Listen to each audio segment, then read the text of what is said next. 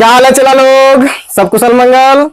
चलिए आज हम लोग पढ़ने वाले हैं operations on matrices. Operations on matrices, matrix के बारे में हम लोग सीख चुके हैं। पिछले दो लेक्चर जो तीन लेक्चर हो चुका है अभी तक में।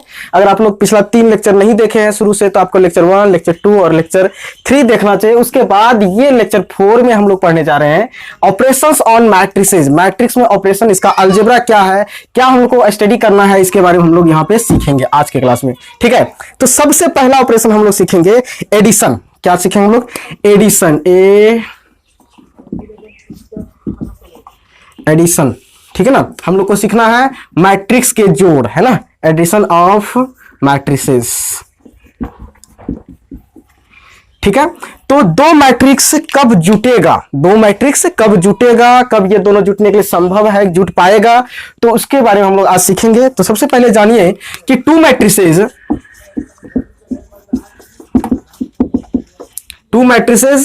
A and B are said to be conformable for addition if both are comparable। क्या comparable means? Comparable means same order, है ना। ऑर्डर क्या होना चाहिए? दोनों मैट्रिक्स का सेम होना चाहिए ना। तो क्या लिखा हुआ है? टू मैट्रिक्स, कोई भी दो मैट्रिक्स हमने arbitrary A and B select किया है ना।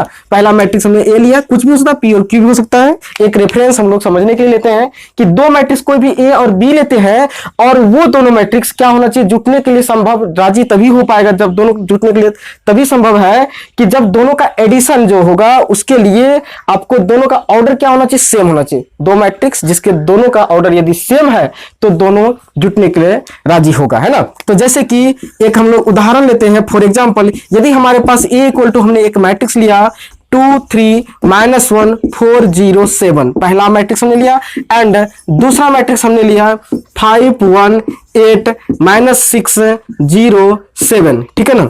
तो इस प्रकार से हमने दो मैट्रिक्स चुना है। दोनों मैट्रिक्स का ऑर्डर की बात करें तो हमारा पहला मैट्रिक्स का ऑर्डर है 2/3 एंड दूसरा मैट्रिक्स का ऑर्डर है हमारे पास 2/3। दोनों का देखिए 2 रो है, 3 कॉलम, है ना दोनों में। तो इसका मतलब है दोनों का ऑर्डर जो है, ऑर्डर तो दोनों का सेम है, इसका मतलब दोनों का ऑर्डर सेम हुआ, ये कंपेरेबल हुआ, है ना। तो अब ये कंफर्म है जुटने के लिए कि दोनों का ऑर्डर सेम है। इसलिए आइए तो कैसे जोड़ेंगे, तो इसको जोड़ने के लिए हम लोगों को आसानी से जोड़ना है। कैसे जोड़ेंगे? पहला मैट्रिक्स हो जाएगा आपका पास 2 3 -1 4 0 7 एंड दूसरा मैट्रिक्स है 5 1 8 -6 0 7। तो हम लोगों को जोड़ने के लिए करस्पॉन्डिंग एलिमेंट, करस्पॉन्डिंग मतलब समझ रहे हैं आप लोग कि पहला जो एलिमेंट है यहाँ पे जिसका पोजीशन A11 के साथ है उसको अदर मैट्रिक्स जो है उसके A11 की पोजीशन से जोड़ना है। फिर दूसरा जो A12 है A12 की पोजीशन से जोड़ना है। जो फिर तीसरा A13 है उसको मतलब करस्पॉन्डिंग एलिमेंट के साथ जोड़ना है। तो आपको समझ में आ गया होगा। 2 को किसके साथ जोड़ेंगे? 5 के साथ जोड़ेंगे। 2 + 5 कितना होगा? 7। 3 को हम लोग 1 से जोड़ेंगे, 3 + 1 कितना हो गया? 4। और -1 को 8 से जोड़ेंगे तो -1 + 8 तो हो जाएगा हमारे पास 7, है ना। तो यहाँ पे है 4 - 6 इक्वल टू हो गया -2। 0 + 0 कितना हो गया हमारे पास? 0। 7 + 7 हमारे पास हो गया 14। इस प्रकार से हमने देखा कि दो मैट्रिक्स को जोड़ना कितना आसान है। मतलब करस्पॉन्डिंग, मतलब जिस प्रकार से हम लोग बचपन में पढ़ते थे 2 क्लास 1 क्लास में, वो सवाल है, LKG UKG का सवाल है कि हम लोग दो संख्याओं को जिस तरह से जोड़ते थे उसी प्रकार से दो मैट्रिक्स को भी जोड़ रहे हैं। बस फर्क इतना है कि हम लोग अभी 12th में आकर के मैट्रिक्स को सीख रहे हैं, हालांकि ये जोड़ हम लोग पहले ही सीखे हुए थे, है ना। तो आप अगर गौर करेंगे तो आपको पता चलेगा हमारे दोनों मैट्रिक्स जिसका ऑर्डर था 2/3 2/3, तो आंसर का भी हमारे पास ऑर्डर आया है 2/3। मतलब कि दो मैट्रिक्स यदि ऑर्डर सेम रहता है उसको हम लोग जोड़ सकते हैं। जोड़ने के बाद जो रिजल्ट आता है उसका भी ऑर्डर सेम रहता है जो इसके पहले से ऑर्डर अवेलेबल था। तो बहुत ही आसान था कि दो मैट्रिक्स को जोड़ना कितना आसान है। ठीक है, चलिए कुछ और एग्जांपल से हम लोग समझ सकते हैं। इसके बिहाइंड कॉन्सेप्ट को भी समझेंगे, क्या क्या इसके कारण है, बहुत चीज हमको लोग समझना है ना। चलिए तो देखते हैं।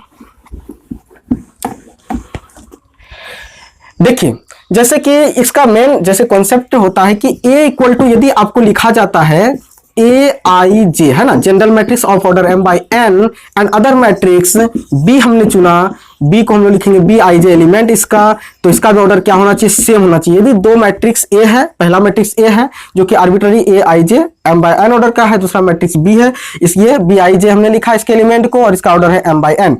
यदि ए प्लस बी हमको करना है तो हमको क्या करना है, उसके दोनों मैट्रिक्स को लिखना है विथ देयर एलिमेंट्स, इसके एलिमेंट के साथ लिखना है। तो हमारे पास हो जाएगा B I J of order M by N, है ना। तो जब दोनों को जोड़ते हैं तो हम क्या लिखेंगे, एक ही मैट्रिक्स बन जाता है। दोनों को जोड़ने के बाद एक ही मैट्रिक्स, सिंगल मैट्रिक्स बनता है, दोनों वही ऑर्डर का होता है।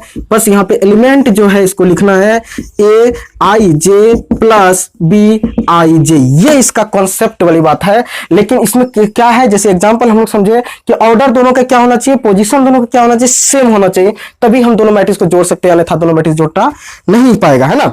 जैसे कि और एक हम लोग एग्जांपल लेकर के समझते हैं, इसको मिटा देते हैं पहले, ठीक है। चलिए,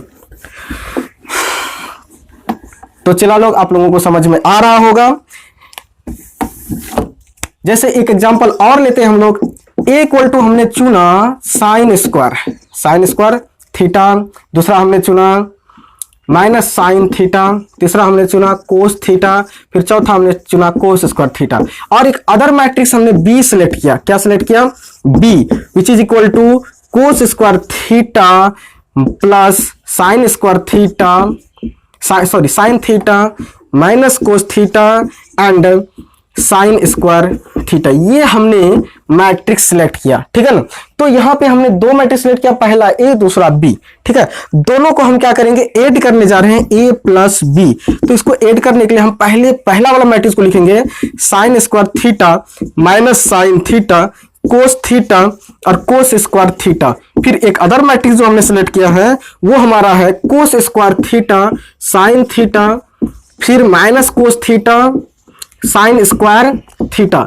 ये दोनों को यदि हम क्या कर देते हैं, ऐड कर देते हैं, ठीक है। यहां पे थीटा मिस हो गया, तो यदि ये दोनों को ऐड कर देते हैं तो हमारे पास होता है sign square theta plus cos square theta minus, देखिए यहां पे माइनस साइन थीटा है, पीछे प्लस है तो प्लस साइन थीटा हो गया, फिर यहां देखिए कोस थीटा है, फिर यहां पे क्या है माइनस कोस थीटा है, फिर यहां पे क्या हो गया कोस स्क्वायर थीटा प्लस यहां साइन स्क्वायर थीटा, मतलब करस्पॉन्डिंग जो जिसके करस्पॉन्डिंग है, साइन स्क्वायर के करस्पॉन्डिंग कोस स्क्वायर है तो इसको हमने एक साथ कर दिया, फिर माइनस साइन के करस्पॉन्डिंग साइन है तो इसको हमने एक साथ कर दिया, फिर कोस के करस्पॉन्डिंग माइनस कोस है तो इसको हमने एक साथ कर दिया, फिर लास्टली कोस स्क्वायर के करस्पॉन्डिंग साइन स्क्वायर है तो हमने इसको एक साथ कर दिया। तो हमने देखा कि इस प्रकार से हमारे पास क्या होता है, करस्पॉन्डिंग एलिमेंट जुटता है। तो अब हमको यहाँ पे थोड़ा सा जोड़ तो हो गया है, लेकिन थोड़ा सा मैथमेटिकल फॉर्मूले जो कि ट्रिग्नोमेट्री से वर्क करके आता है वो आ रहा है। क्या है, आप लोग पहले से ही मैट्रिक में भी जानते हैं, इंटरमीडिएट में भी इसका स्टडी किए थे। Sign square theta plus cos square theta क्या होता है, इसका 1 है ना। उसके बाद क्या होता है, minus sine theta plus sine theta equal to क्या हो गया 0, cos theta minus cos theta क्या हो गया equal to 0, cos square theta plus sine square theta equal to हो गया हमारे पास 1। बहुत ही अच्छा। तो अगर आप इसको गौर से देखेंगे तो ये हमारा एडिशन ए और बी दो मैट्रिक्स का हो चुका है। इसमें थोड़ा सा एक चीज बात आ रहा है कि ये हमारा आइडेंटिटी मैट्रिक्स जैसा दिखता है। कहने का मतलब है क्या कि इसके डायगोनल में 1 1 1 है, बाकी सारा क्या है 0 है। तो ये हमारे पास 2/2 ऑर्डर के मैट्रिक्स है, इसीलिए हम लोग लिखेंगे इसको I2। तो ये ए और बी को जोड़ने पर हमको ये मैट्रिक्स मिला। चलिए ठीक है, नेक्स्ट हम लोग देखते हैं। तो जिस प्रकार से हम लोग दो मैट्रिक्स का जोड़ किए, सेम उसी प्रकार से घटाव भी होता है। दो मैट्रिक्स का सब्ट्रैक्शन है ना, subtraction. Same term and condition की दोनों का ऑर्डर सेम होना चाहिए, तभी दोनों मैट्रिक्स घट सकता है, अन्यथा दोनों मैट्रिक्स नहीं घट पाएगा, है ना। चलिए, तो सिर्फ इसका एग्जांपल से हम लोग समझने की कोशिश करते हैं। जैसे कि हमने दो मैट्रिक्स लिया, पहला मैट्रिक्स हमने लिया 5 9 -4 8 और अदर मैट्रिक्स हमने एक ले लिया, सेम ऑर्डर का लेना है 4 3 8 -6। ठीक है, हमने दो मैट्रिक्स चुना, दोनों का ऑर्डर सेम है। पहला मैट्रिक्स जो कि आपको 2/2 का है, दूसरा मैट्रिक्स जो कि आपका 2/2 का है। दोनों मैट्रिक्स को हम लोग को क्या करना है, घटाना है। ऑर्डर सेम है इसलिए घटना संभव है इसका। तो कैसे घटाएंगे, करस्पॉन्डिंग 5 को अगर 4 में सब्ट्रैक्ट करते हैं तो 5 - 4 इक्वल टू हो जाता है आपके पास 1, 9 - 3 इक्वल टू हो जाता है आपको 6, -4 एंड -8 इक्वल टू हो जाता है आपको -12। -4 एंड -8 इक्वल टू हो गया -12। अदर है 8 minus minus plus, minus minus plus 8 plus 6 equal to हो जाता है 14। इस प्रकार से हमने देखा कि ये जो दो मैट्रिक्स है इसको हमको घटाने के बाद मिला 1 6 -12 एंड 14। तो जिस प्रकार से जोड़ होता है उसी प्रकार से घटाव भी होता है। घटाने के बाद भी हमारे मैट्रिक्स के ऑर्डर में कोई प्रभाव नहीं पड़ता है। पहले से भी 2/2 था तो फिर भी हमारा सॉल्यूशन के बाद भी हमारा सॉल्यूशन का जो ऑर्डर आया है वो भी 2/2 का है। तो जिस प्रकार से हम लोग दो मैट्रिक्स को जोड़ते हैं उसी प्रकार से हम लोग दो मैट्रिक्स को घटाते भी हैं। ठीक है ना। चलिए इसके पीछे कुछ कॉन्सेप्ट को कुछ हम लोग सीखते हैं। ठीक है ना। Laws,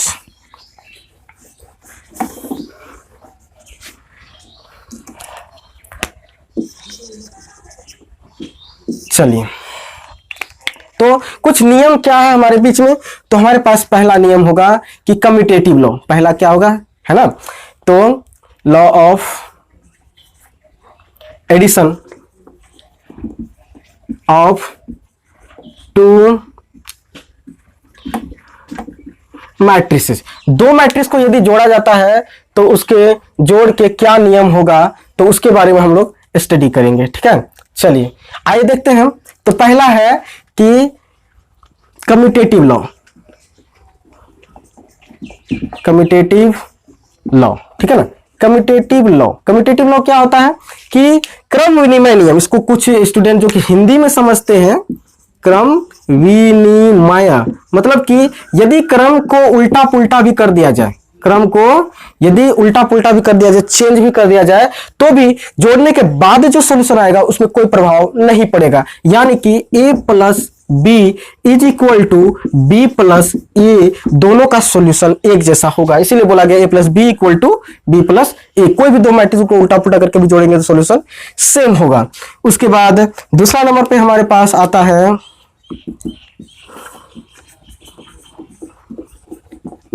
associative law. ठीक है ना। एसोसिएटिव लॉ, इसमें तीन मैट्रिक्स हम लोग को सिलेक्ट करना होता है। तीन मैट्रिक्स जैसे कि पहला हमने चुना ए प्लस बी प्लस सी, है ना। ये तीनों मैट्रिक्स का जो जोड़ होगा उसमें हम लोग को पहले तो किसी न किसी दो को जोड़ना पड़ेगा।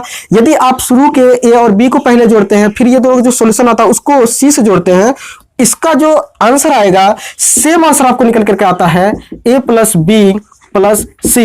यानी कि इसमें यदि हमने क्या किया, पहले शुरू के दो मैट्रिक्स जो ए और बी है इसको हम लोग अंतिम के दो मैट्रिक्स ए और बी और सी है इसको जोड़ देंगे। उसके बाद इसका जो सॉल्यूशन आएगा इसको ए से जोड़ेंगे। ठीक है ना। दोनों में अंतर क्या है, इसमें ए और बी को जोड़ के सी से जोड़ते हैं तो सॉल्यूशन आता है, इसमें बी और सी को जोड़ने के बाद तब ए से जोड़ते हैं तो सॉल्यूशन आता है। दोनों का सॉल्यूशन में कोई फर्क नहीं होता है, इसीलिए इसको बोला गया है एसोसिएटिव लॉ। ठीक है ना। चलिए तो बहुत ही आसान था। और अगला हम लोग लेते हैं तीसरा नंबर। तीसरा नंबर में हमारे पास है एडिटिव आइडेंटिटी। क्या लिखा हुआ, additive identity.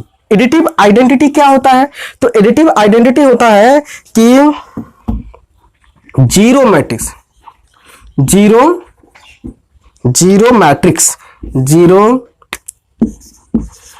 Matrix is called additive identity for any matrix। कोई भी मैट्रिक्स आप ले लीजिए, उसके जो सेम ऑर्डर का जीरो मैट्रिक्स होगा वही उसका एडिटिव आइडेंटिटी होता है। एडिटिव आइडेंटिटी होने के लिए शर्त सिर्फ इतना है, कोई आर्बिट्रेरी मैट्रिक्स आपका ए है उसमें एक ऐसा मैट्रिक्स जोड़ना है जो कि ए ही आ जाए, मतलब उसमें कोई प्रभाव ही नहीं पड़े, तो इसका मतलब है उसको जीरो मैट्रिक्स से जुटना होगा। जीरो ऐसा एलिमेंट है रखता है जो कि किसी भी अदर एलिमेंट जुटने के बाद उस एलिमेंट में कोई प्रभाव नहीं डालेगा। इसमें क्या होता है, उल्टा पुल्टा भी काम करना चाहिए, मतलब पहले जीरो को रखेंगे फिर बाद में ए को रखेंगे तो भी हमारे सॉल्यूशन ए ही आना चाहिए। क्या मतलब हुआ, ए प्लस जीरो और जीरो प्लस ए दोनों का सॉल्यूशन अगर ए ही आता है तो इसका मतलब है वो मैट्रिक्स कौन है, जीरो मैट्रिक्स है, जो कि हमको क्या कहलाएगा, एडिटिव आइडेंटिटी। तो अगर आपको कोई भी पूछ ले कि एडिटिव आइडेंटिटी कौन सा मैट्रिक्स को बोला जाता है तो आप लोग डायरेक्ट बोलेंगे जीरो मैट्रिक्स, क्योंकि ये संख्या से डायरेक्ट रिलेटेड है। तो जैसे नंबर में हम लोग काम करते थे कि 5 में क्या जोड़ा जाए कि ये हमको 5 ही दे। अगर आपको पूछा जाता है कि 5 में क्या जोड़ा जाए कि 5 ही आता है तो आप क्या बोलेंगे, जीरो। या फिर उल्टा पूछ लिया जाए कि आपको यहाँ पे 5 है, इसमें जीरो में क्या जोड़ना है, सॉरी यहाँ पे 5 है, इसमें क्या जोड़ना है कि 5 ही आए, तो भी हमको यहाँ पे क्या देना पड़ेगा, जीरो ही देना पड़ेगा। तो कुल मिलाकर के एडिटिव आइडेंटिटी जो हमको निकल करके आता है वो हमारा जीरो मैट्रिक्स जीरो होता है ना। तो नंबर में भी जीरो होता है और मैट्रिक्स में भी जीरो ही होता है। तो ये हो गया आपका एडिटिव आइडेंटिटी। तो एक और नियम हम लोग लेते हैं, चौथा लेते हैं, ठीक है ना। चौथा नियम हमारे पास आता है,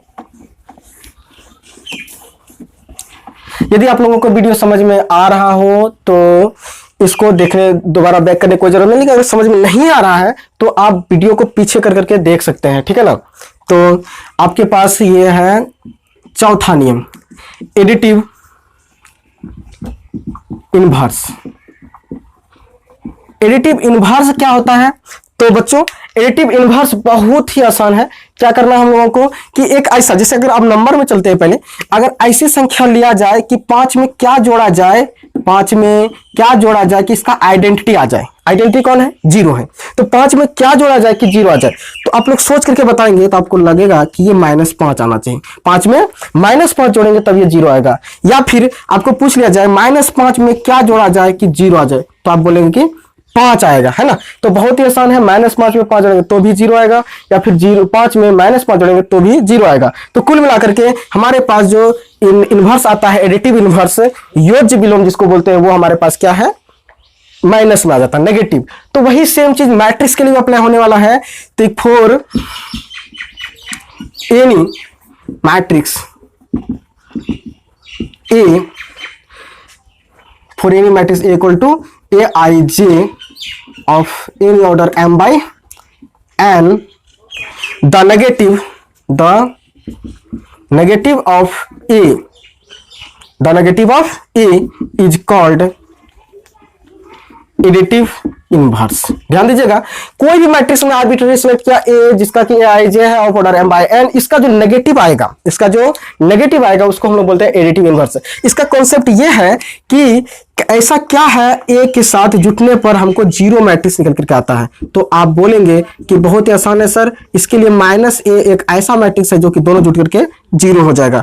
या फिर आपको इस तरह से बोला जाए, -a में क्या जोड़ा जाए कि आपको निकल करके जीरो मैट्रिक्स आता है, तो आप फिर से बोलेंगे कि ए ही होता है। तो एडिटिव इनवर्स हमारे पास क्या निकल करके आया है कि ऐसा मैट्रिक्स जो किसी भी दिया हुआ मैट्रिक्स का नेगेटिव जो हमको मिलता है वो हमको क्या होता है, एडिटिव इनवर्स होता है। जैसे कि ध्यान दीजिएगा, एक सवाल अगर हम इसके बीच में ले लेते हैं कि find additive inverse of a matrix arbitrary A which is equal to 3 - 2 0 6।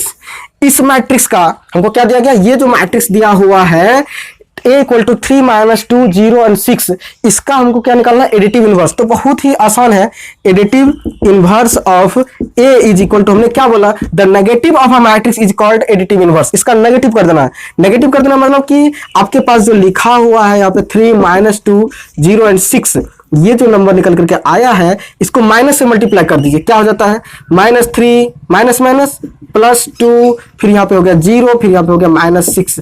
ये जो हमारे पास आया है ये हमारे पास क्या है, negative of a matrix A, और ये हमारा एडिटिव इनवर्स हो गया, है ना। तो इस मैट्रिक्स का एडिटिव इनवर्स कौन है, ये। अगर आपको चेक करना है क्या हमने जो बनाया वो सही कि गलत है, तो बहुत ही आसान है कि आपको क्या करना है, ये जो एलिमेंट करस्पॉन्डिंग क्या निकला हुआ है यहाँ पे हमको लिखा हुआ है, कोई मैट्रिक्स ए और उसके नेगेटिव को जोड़ने पर हमको जीरो मैट्रिक्स मिलना चाहिए। तो इसके लिए हम लोग क्या करेंगे, इसके करस्पॉन्डिंग एलिमेंट को जोड़िए। 3 - 3 कितना आया, 0, -2 + 2 क्या हो गया, 0, फिर यहाँ 0 और 0 क्या हो गया, 0, 6 - 6 क्या हो गया, 0। देखिए हमें मिला करके जीरो मैट्रिक्स आ रहा है कि नहीं आ रहा, आ रहा है ना। इसका मतलब हमें जो मिला है वो हमारा एडिटिव इनवर्स है। तो हमने सीखा 4 लॉ, पहला कम्यूटेटिव उल्टा पुल्टा a + b equal to b + a होता है। दूसरा हमने सीखा associative law a + b + c is equal to a + b + c आता है, ठीक है ना। तीसरा हमने सीखा कि एडिटिव आइडेंटिटी, जीरो मैट्रिक्स जो होता है किसी मैट्रिक्स से जुटने पर कोई प्रभाव नहीं करेगा, इसीलिए वो हमारा हो जाता है एडिटिव आइडेंटिटी। और चौथा हमने सीखा एडिटिव इनवर्स, ऐसा मैट्रिक्स जो किसी मैट्रिक्स जुटने पर हमको आइडेंटिटी मैट्रिक्स यानी कि एडिटिव आइडेंटिटी यानी कि जीरो मैट्रिक्स देता है, तो इसको हम लोग बोलेंगे एडिटिव इनवर्स। तो वो मैट्रिक्स होता है किसी भी मैट्रिक्स का नेगेटिव, उसका एडिटिव इनवर्स कहलाता है। तो बहुत ही आसान था मैट्रिक्स का जो हमने आज सीखा, एडिशन ऑफ 2 मैट्रिसेस, जो कि बहुत बहुत ही आसान था। इसमें हम लोग नेगेटिव करने के लिए भी सीखे और घटाने के लिए भी सीखे, है ना। तो अब आगे हम लोग सीखते हैं multiplication of A matrix bye scalar, ठीक है ना। बहुत ही आसान एक छोटा सा topic,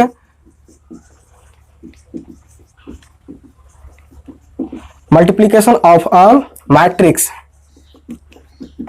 bye SCALAR scalar. Scalar बोले तो कांस्टेंट, कोई भी हमने कांस्टेंट सिलेक्ट किया, कोई भी नंबर सिलेक्ट किया, कोई भी कांस्टेंट सिलेक्ट करते हैं, उसको किसी मैट्रिक्स में गुना करना होता है तो बहुत ही आसान है। इस तरह का ऑब्जेक्टिव एक आपके 2018 या 17 के एग्जाम में आ चुका है, आप लोग देख सकते हैं। तो जैसे कांस्टेंट से किसी मैट्रिक्स को गुना करना हो तो एक एग्जांपल से समझने की कोशिश कीजिए, बहुत ही आसान है। पहले देखिए, कोई मैट्रिक्स ए है, इसमें हमारे पास AIJ, ये एग्जांपल नहीं, एक कॉन्सेप्ट है, ऑफ ऑर्डर m/n है, ठीक है ना। तो इसमें आप देखेंगे कोई भी हमने क्या किया, नंबर सिलेक्ट किया, कोई भी कांस्टेंट के लिया, कोई भी कांस्टेंट के, उसको ए से मल्टीप्लाई करना हो तो के इंटू आपका जो मैट्रिक्स है with their elements AIJ of order m/n, इस प्रकार से। ये कांस्टेंट क्या होगा, उसके अंदर में एलिमेंट्स गुना हो जाएगा, तो के इंटू AIJ मैट्रिक्स हो जाएगा m/n। अब आप देखेंगे तो k जो है इस एलिमेंट से गुना हो गया है, ये एलिमेंट अपना अपना नंबर बार बार चेंज करेगा, वो उसके साथ में गुना में कांस्टेंट रहेगा। इसका मतलब समझ में आया? इसका मतलब हुआ कि ये जो कांस्टेंट है वो हर एक एलिमेंट में गुना हो जाएगा। क्या हो जाएगा? हर एलिमेंट में गुना हो जाएगा। जैसे कि उदाहरण से समझने की कोशिश कीजिए, एक एग्जाम्पल लेते हैं। हमने लिया कोई मैट्रिक्स ए में हमने लिया 5 3 2 -4, है ना, ये हमने लिया। अगर हमको बोला गया कि इसको 6 से मल्टीप्लाई किया जाए, 6 इंटू ए, तो आप क्या करेंगे, 6 इंटू 5 जो भी आपका मैट्रिक्स में लिखा हुआ उसको लिख दिए, ठीक है। ये 6 को इससे मल्टीप्लाई करना है, तो आप मल्टीप्लाई जब करेंगे तो 6 को पहले 5 से मल्टीप्लाई करेंगे, क्योंकि आपके एलिमेंट प्रत्येक एलिमेंट से गुना होना है उस कांस्टेंट को। 6 को 5 से किए तो 6 5 जा 30, फिर 6 को 3 करेंगे, 6 3 जा 18, फिर 6 को 2 करेंगे, 6 2 जा 12, 6 को 4 से करेंगे तो -24। इस प्रकार से हमारे पास कांस्टेंट से किसी मैट्रिक्स को गुना करना हो तो इस प्रकार का आता है। बहुत ही आसान था कि किसी भी मैट्रिक्स को यदि हम किसी कांस्टेंट से गुना करते हैं तो उस कांस्टेंट को उस मैट्रिक्स में जितने भी एलिमेंट है सारे एलिमेंट से गुना कर देंगे, वही हो जाता है मैट्रिक्स का गुना, मैट्रिक्स से कांस्टेंट का गुना, ठीक है ना। तो इसमें गौर से देखेंगे कि हमारे पास जो ऑर्डर आता है वो ऑर्डर में कोई प्रभाव नहीं पड़ता। हमने यहाँ पे भी एग्जांपल में देखा, इसका ऑर्डर 2/2 है, तो जब कांस्टेंट से गुना कर दिया तो भी हमारे पास जो ऑर्डर था उस ऑर्डर में कोई प्रभाव। चलिए हम लोग इस जो अभी हम लोग सीखे उसमें 2 नोट्स निकल करके आता है कि जो हम 2 मैट्रिक्स को जोड़ते हैं उनमें से क्या होता है कि दोनों मैट्रिक्स को जोड़ने के बाद भी हमारे ऑर्डर में कोई परिवर्तन नहीं आता है, और कोई भी कांस्टेंट से गुना करते हैं तो भी हमारे ऑर्डर में कोई परिवर्तन नहीं आता है। तो हमने 2 नोट्स निकाल करके लाए हैं, क्योंकि इससे हमको ऑब्जेक्टिव सॉल्व करना है, आगे चलकर ऑब्जेक्टिव आएगा और वो हमको सॉल्व करना ही पड़ेगा, तो 1 नंबर छूट ना जाए उसके लिए हमने 2 छोटा-छोटा नोट्स लिखा है। बहुत ही आसान है।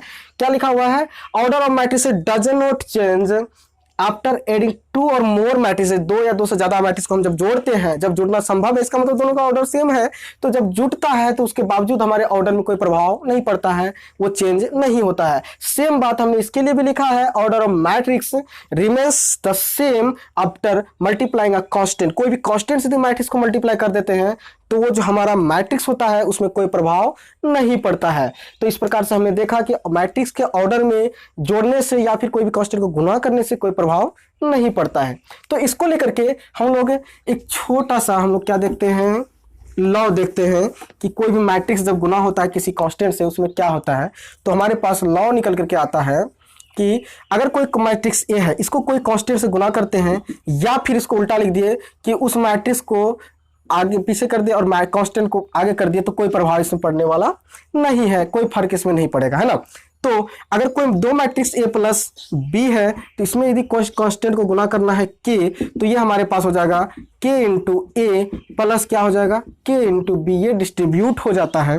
फिर से यदि अगर हम लोग करते हैं यहाँ पे कोई भी 2 कांस्टेंट एल प्लस हमने एम ले लिया, इसको कोई भी कांस्टेंट मैट्रिक्स ए से गुना करना होता है तो हमारे पास आएगा एल इंटू ए प्लस एम इंटू ए। ये दोनों एल और एम क्या है, कांस्टेंट है। यहाँ पे ये मैट्रिक्स है, इसको हम लोग इस प्रकार से लिख सकते हैं। बेसिक बातें हैं, ये कोई बड़ी बात नहीं है। तो हम लोग लॉ में क्या सीखे, पहला दूसरा तीसरा इस प्रकार से है कि कोई भी मैट कांस्टेंट है वो किसी मैट्रिक्स से मल्टीप्लाई उल्टा पुल्टा भी होगा तो भी चलेगा, लेकिन जनरली इस तरह से लिखा जाता है, इस तरह से लिखा जाना चाहिए, लेकिन उल्टा ऐसे कोई मैट्रिक्स के बाद में कांस्टेंट लिखा जाता है ये अच्छा नहीं लगता है ना, वैसा लिखने का कोई तरीका नहीं है, लेकिन मल्टीप्लीकेशन की दृष्टि से ये ठीक है।